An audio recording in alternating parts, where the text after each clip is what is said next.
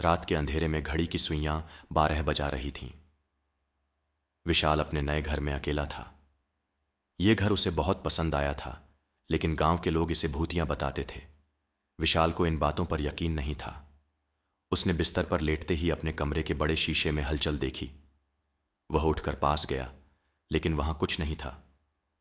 उसने सोचा शायद थकान की वजह से वह भ्रमित हो रहा है। जैसे ही वह वापस मुड़ा, उसे शीशे में अपनी परछाई के अलावा किसी और की झलक दिखाई दी।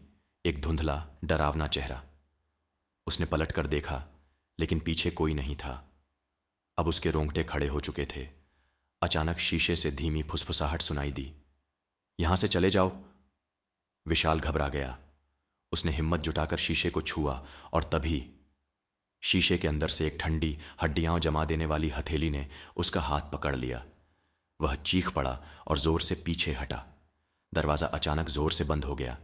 कमरे की लाइट झपकने लगी। शीशे में अब एक धुंधली आकृति स्पष्ट हो रही थी। खून से सने चेहरे वाली एक लड़की। उसकी आंखें गहरी काली थीं और उसके होंठ हिले। अब तुम यहां से नहीं जा सकते। विशाल ने दरवाजे की तरफ भागने की कोशिश की, लेकिन दरवाजा अपने आप बंद हो चुका था। शीशे में लड़की की झलक गायब हो गई, और अब उसकी धीमी हंसी पूरे कमरे में गूंज रही थी। रात के अंधेरे में वह घर फिर से शांत हो गया, लेकिन अगली सुबह विशाल कहीं नहीं था। केवल शीशे पर एक धुंधला निशान था, किसी की हथेली का।